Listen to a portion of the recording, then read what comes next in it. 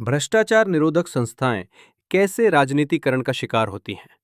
The Hindu में लिखे अपने लेख में पूर्व आईपीएस और खुफिया ब्यूरो के विशेष निदेशक रहे यशोवर्धन आजाद ने कहा है कि जांच एजेंसी के प्रमुख को यह सुनिश्चित करना चाहिए कि अभियोजन संदेह या राजनीतिक दबाव के बजाय ठोस साक्ष्यों पर आधारित हों। पूर्व आईपीएस अधिकारी ने इसके लिए दिल्ली के आबकारी नीति का उदाहरण देते हुए लिखा है कि मामला बड़े जोर शोर के साथ शुरू हुआ। जांच एजेंसियों ने दिल्ली की आबकारी नीति में एक विशाल भ्रष्टाचार साजिश का खुलासा करने का दावा किया, जिसमें 100 करोड़ रुपए की कथित रिश्वतखोरी और कारोबारी हितों तथा राजनेताओं के बीच गहरे संबंधों का आरोप लगाया गया। इस मामले की जांच केंद्रीय अन्वेषण ब्यूरो सीबीआई द्वारा की गई, जबकि प्रवर्तन निदेशालय ईडी ने समानांतर कार्रवाई की। इसके परिणाम स्वरूप राजनीतिक हस्तियों, जिनमें तत्कालीन दिल्ली के मुख्यमंत्री अरविंद केजरीवाल और उप मुख्यमंत्री मनीष सिसोदिया सहित कई व्यवसायी शामिल थे, की गिरफ्तारी हुई। महीनों की हिरासत, लंबी पूछताछ और बार बार अदालती सुनवाई का दौर चला। ये मामला महीनों तक टीवी बहसों पर छाया रहा और उसने चुनावी विमर्श तथा आम जनता को प्रभावित किया। अब वर्षों बाद ये मामला निचली अदालत के एक आदेश के साथ समाप्त हो गया, जिसने आरोप तय करने से भी इनकार कर दिया। अदालत ने निष्कर्ष निकाला कि अभियोजन पक्ष आपराधिक साजिश या रिश्वतखोरी का प्रथम दृष्टया मामला स्थापित करने में विफल रहा। साथ ही उसने ये भी पाया कि नीतिगत निर्णयों को अवैध व्यक्तिगत लाभ से जोड़ने वाला स्पष्ट साक्ष्य मौजूद नहीं है। हाल के समय के सबसे सनसनीखेज भ्रष्टाचार मामलों में से एक के रूप में शुरू हुआ ये प्रकरण अब समाप्त हो चुका है और एक असहज प्रश्न छोड़ गया है। इतने विश्वास के साथ शुरू किया गया मामला मुकदमे के लिए आवश्यक बुनियादी स्तर तक भी क्यों नहीं पहुंच सका? शेष प्रश्न, सबसे पहला प्रश्न संस्थागत है। क्या किसी जांच एजेंसी को इतने बड़े स्तर का अभियोजन बिना ठोस साक्ष्य आधार के शुरू करना चाहिए? प्रथम सूचना रिपोर्ट एफआईआर दर्ज करने का निर्णय कानूनी रूप से आपराधिक प्रक्रिया की शुरुआत है, लेकिन राजनीतिक रूप से संवेदनशील मामलों में इसके गंभीर परिणाम होते हैं। गिरफ्तारी, प्रतिष्ठा को नुकसान और मुकदमे से पहले लंबी अवधि की कैद। जब कोई मामला प्रारंभिक चरण में ही ढह जाता है, तो ये स्वाभाविक रूप से इस आशंका को जन्म देता है कि जांच बाहरी दबावों से प्रभावित हो सकती थी। इसलिए जांच एजेंसी के प्रमुख को यह सुनिश्चित करना चाहिए कि अभियोजन संदेह या राजनीतिक दबाव के बजाय ठोस साक्ष्यों पर आधारित हों। न्यायिक मानदंड ऐसे हाई प्रोफाइल मामलों का ढहना केवल भारत तक सीमित नहीं है। भ्रष्टाचार विश्व भर में सिद्ध करना सबसे कठिन अपराधों में से एक है। इसका कारण यह है कि हिंसक अपराधों के विपरीत भ्रष्टाचार प्रायः प्रत्यक्ष साक्ष्य नहीं छोड़ता।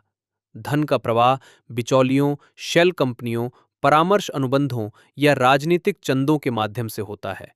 लाभ हमेशा नकद के रूप में नहीं होता, बल्कि अनुकूल नीतिगत निर्णयों या लाभकारी ठेकों के रूप में भी हो सकता है। इसलिए सफल भ्रष्टाचार अभियोजन एक जटिल साक्ष्य संरचना पर निर्भर करते हैं।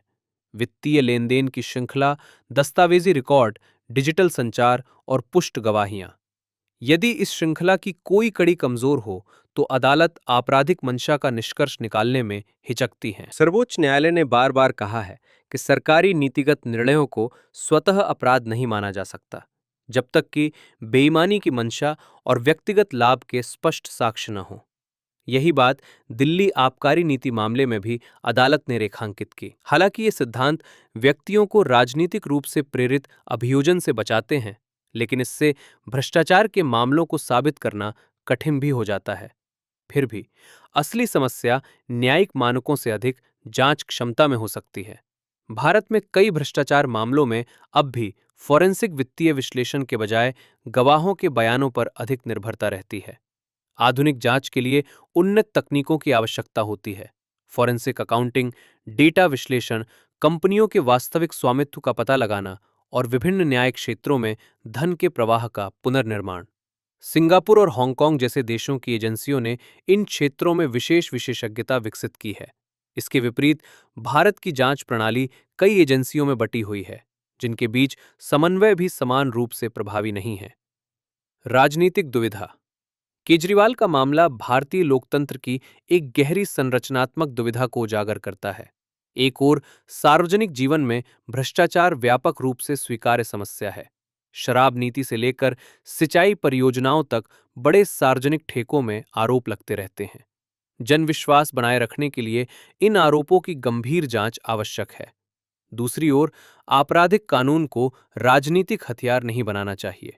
यदि गिरफ्तारियां और अभियोजन राजनीतिक सत्ता के उपकरण के रूप में देखे जाने लगें, तो भ्रष्टाचार निरोधक संस्थाओं की वैधता को अपूरणीय क्षति पहुंचती है। हालांकि भारत की एजेंसियों ने कई मामलों में, जहां अधिकारियों को रिश्वत लेते हुए पकड़ा गया, सफल सजा दिलाई है। लेकिन बड़े नीतिगत स्तर के भ्रष्टाचार मामलों में बहुत कम सफलता मिली है। जब बड़े ठेकों में भ्रष्टाचार के आरोप तो लगते हैं, पर सजा नहीं होती, तो जनता का अविश्वास बढ़ता है। भारत को ऐसे उदाहरणों की आवश्यकता है जहां कठोर जांच और सफल अभियोजन के माध्यम से बड़े भ्रष्टाचार मामलों में दोष सिद्ध हो सके। इससे ये सिद्ध होगा कि कानूनी निष्पक्षता से समझौता किए बिना भी भ्रष्टाचार पर अंकुश लगाया जा सकता है। इसलिए आबकारी नीति मामले को केवल राजनीतिक जीत या हार के रूप में नहीं देखा जाना चाहिए। ये व्यापक संस्थागत आत्ममंथन का अवसर है। जांच एजेंसियों को अपनी वित्तीय, फॉरेंसिक और साक्ष्य संग्रह क्षमता को मजबूत करना होगा। अभियोजकों को सुनिश्चित करना होगा कि अदालत में पेश किए जाने वाले मामले ठोस साक्ष्यों पर आधारित हों, और राजनीतिक नेतृत्व को आपराधिक कानून का उपयोग दलगत प्रतिस्पर्धा के साधन के रूप में करने से बचना चाहिए।